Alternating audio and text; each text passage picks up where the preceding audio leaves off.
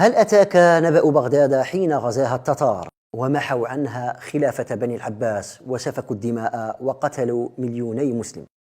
تلك الحادثة الشنيعة لم تكن لتحدث لولا خيانة وزير في الخلافة العباسية أعماه حقده وانتماؤه الطائفي، فسهل على التتار احتلال بغداد. من هو هذا الوزير؟ وكيف تم ذلك؟ وكيف كانت نهايته؟ لمعرفة هذه الأمور تابع معنا هذه الحلقة.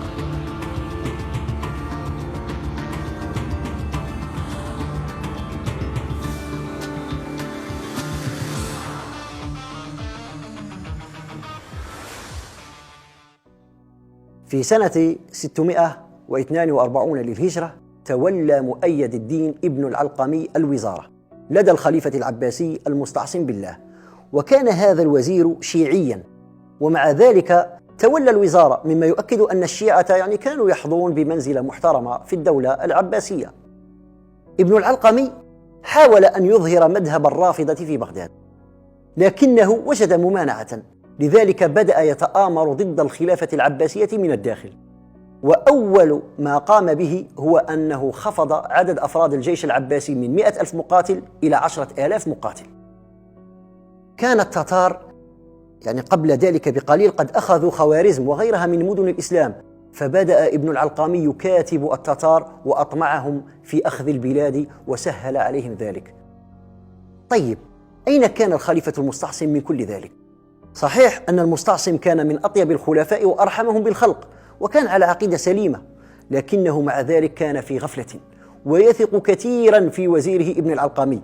ويصور لنا الإمام الذهبي نشاط ابن العلقمي وخيانته وغفلة المستعصم ولا مبالاته بقوله: كان ابن العلقمي حريصا على زوال دولة بني العباس ونقلها إلى العلويين، والرسل في السر بينه وبين التتر، والمستعصم بالله تائه في لذاته لا يطلع على الأمور ولا له غرض في المصلحة.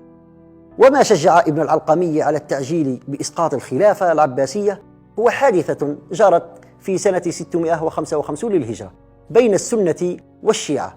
هذه الحادثة حدثت في بغداد، قتل فيها عدد من الرافضة ونهب الكرخ، وهو الحي الذي كانت تسكنه عشيرة ابن العلقمي. وهنا أخذت ابن العلقمي العزة بالإثم، وطارت فيه حمية الجاهلية، فطالب أهل الكرخ من الرافضة بالصبر، وبدأ يمكر للمسلمين.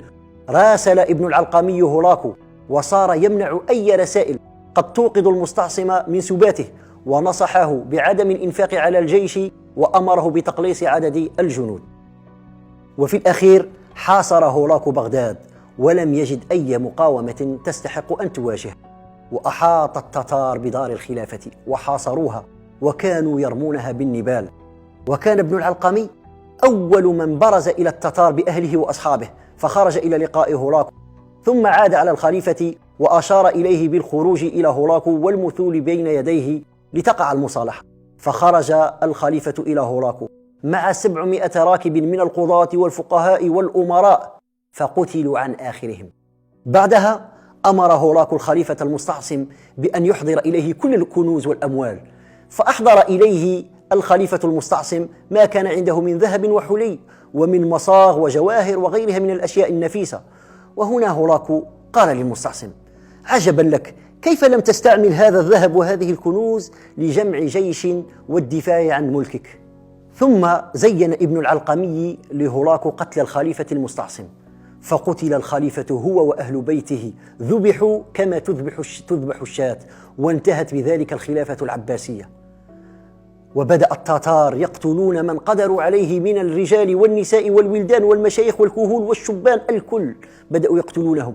ودخل كثير من الناس في الآبار وأماكن الحشوش وفي قنوات صرف المياه أكرمكم الله. وقيل أن عدد من استشهد من المسلمين السنة كان 2,000,000، قتلوا في 40 يوما، وأحرقت مئات الآلاف من الكتب.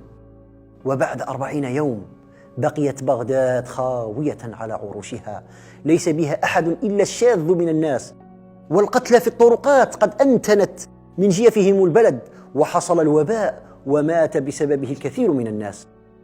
وتخيل أنه لما نودي بالأمان في بغداد وقيل للناس من أراد أن يخرج فهو آمن، يخبرنا المؤرخون أنه خرج من تحت الأرض من كان بالمطامير والمقابر كأنهم الموتى إذا نبشوا في قبورهم، وقد أنكر بعضهم بعضا، فلا يعرف الوالد ولده ولا الأخ أخاه، وأخذهم الوبال جميعا فتفانوا وتلاحقوا والعياذ بالله.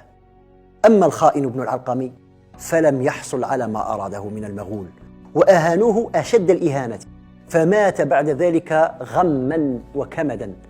فقد رأته امرأة وهو راكب في أتان وعليه مظاهر الذل والهوان، فقالت له: يا ابن العلقمي، هكذا كان بنو العباس يعاملونك؟ فوقعت كلمتها في قلبه وانقطع في داره إلى أن مات كمدا وغبينة. ويقول صاحب وفاة الوفيات: وندم حيث لا ينفعه الندم، أي ابن العلقمي، وكان كثيرا ما يقول بعد ذلك: وجرى القضاء بعكس ما أملته.